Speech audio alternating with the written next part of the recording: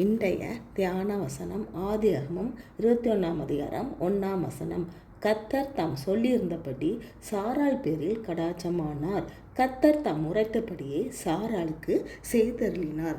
ஆபிரகாமுக்கு கர்த்தர் நிறைய வாக்குத்தத்தத்தை கொடுத்து ஆசீர்வதித்திருக்கிறார். ஆதியாகமம் 12 அதிகாரம் 2 பார்க்கலாம்.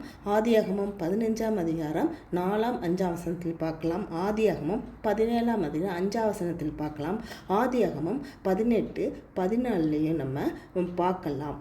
ஒரு உற்பவ கால திட்டத்தில் நிச்சயமாக உன்னிடத்திற்கு திரும்ப வருவேன், அப்பொழுது உன் மனைவியாகிய சாராளுக்கு ஒரு குமாரன் இருப்பான். இப்படி வாக்குத்தத்தத்தை தேவன் ஆபிரகாமுக்கு கொடுத்தார். தாம் சொல்லியபடி அதை நிறைவேற்றினார். சொன்னதை செய்ய உண்மை உள்ளவராக இருக்கிறார். நமக்கு வாக்குத்தத்தத்தை கொடுத்து பதில் தருகிறவராக இருக்கிறார். நாம் நீண்ட நாட்களாக காத்திருக்கலாம். காத்திருப்பது மிகவும் கடினமாக இருக்கும். நமக்கு ஏற்ற காலத்தில் எதிர்பார்க்கும் காரியத்தை கொடுத்து ஆசீர்வதிக்கிறவராக இருக்கிறார். நாம் விசுவாசத்துடன் இருப்போம். நாம் காத்திருக்கும் காரியம் நன்மையாக முடியும். மனுஷரால் இது கூடாதான், தேவனால் எல்லாம் கூடும். ஜெபம். நன்றியோடு உம்மை துதிக்கிறோம்ப்பா, சோத்திருக்கிறோம்ப்பா. எங்களுக்கு கொடுத்த வாக்குத்தத்தத்திற்காக உம்மை நன்றியோடு துதிக்கிறோம்.